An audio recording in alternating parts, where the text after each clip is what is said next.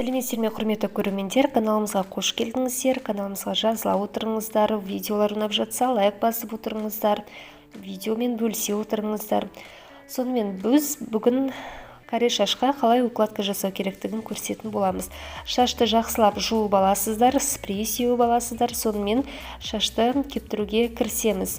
Шаштың түбін алдымен жақсылап кептіріп аласыздар, сосын барып 5-6 бөлікке бөліп, ең төменгі желке жақтан бастап шашты брашингтің көмегімен тартып отырып кептіріп шығасыздар. Каренің үш жағын осылай қайырып отыру керек, сонда ғана каренің формасы әдемі болып шығады. Брашингпен осылай айналдырып жұмыс жасап отырасыздар феннің көмегімен. Феннің ыстығы қатты болмауы керек, яғни орта температурадағы желмен шашты тартып отырасыздар. Егер шаш қалың болып жатса, онда ыстық температурамен жұмыс жасауға болады. Егер шаш жұқа болып жатса және де өте сезімтал болса, шашты қатты ыстық температурамен емес, орта температурамен тартасыздар осылай. Шаштың үш жақтарын осылай айналдырып отырып жұмыс жасайсыздар каре шашты кептірген кезде. Келесі қатардағы шаштарды да түсіріп, осылай шаштың түптін кептіріп, сосын барып брашингпен кептіріп жұмыс жасайсыздар.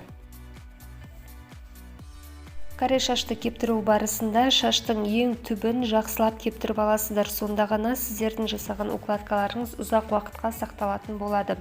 Шаштың түбін жақсылап кептіріп, сосын барып брашинг тарақтың көмегімен шашты тартып, түзу етіп, үш жағын қайырып, укладкасын жасайсыздар. Шашты тым қалыңдап алып алмайсыздар, орташа қалыңдықта шашты алып, осылай брашингтің көмегімен тартып, ұштарын қайырып, әдемі етіп түсіріп, укладка жасау керек. Және де брашинг тарақтардың тістері майысып, я болмасам сынған болып жатса, күйіп қалған болса, ол брашингті тастауға тура келеді. Шаш укладкасы дұрыс шықпайды және де дұрыс әдемілеп таралынбайды. Сол себептен брашинг тарақтарыңыз жаңа болуы тиіс.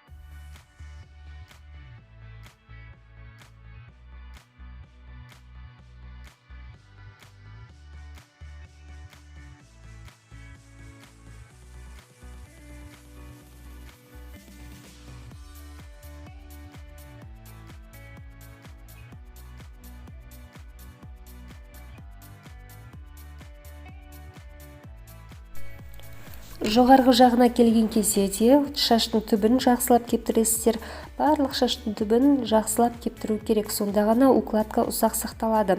Міне көріп тұрғандарыңыздай брашингтің көмегімен шашты жақсылап тартып, сосын ұштарын қайырып, осылай әдемілеп түсіресіздер. Фенді қиғашынан ұстайсыздар, қатты шашқа тақап алмайсыздар.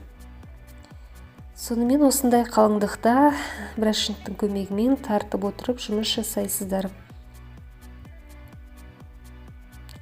Каре шашты жасаған кезде бүйралаудың қажеті жоқ, яғни брашингтің көмегімен бүйраламайсыздар, тек тартып ішке қарай қайырып қана укладка жасайсыздар. Міне көріп тұрғандарыңыздай брашингтің көмегімен шашты тартып және үш жағын қайырып отырып жұмыс жасайсыздар. Сонда ғана каренің формасы әдемі шығады. Назарларыңызға көп рахмет. Каналға жазыла отырыңыздар. Колокольчикті бассаңыздар, жаңа видеолар сіздерге шығып отырады. Әлде талай қызықты видеоларымыз бар. Каналға жазыла отырыңыздар, видеомен бөлісе отырыңыздар, бізді қолдап отырыңыздар, қазақша каналдарды қолдап отырайық.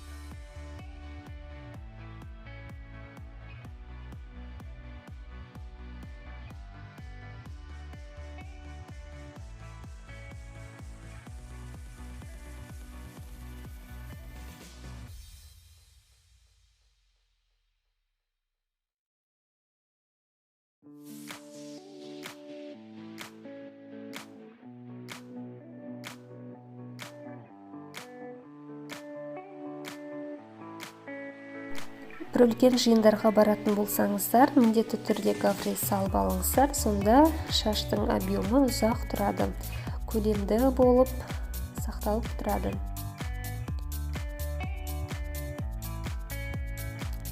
Брашинг тарақпен жұмыс жасаған кезде айналдырып отырып жұмыс жасасаңыздар, осылай әдемі болып, кекіліңіз де, укладкаңыз да жақсы болып шығады.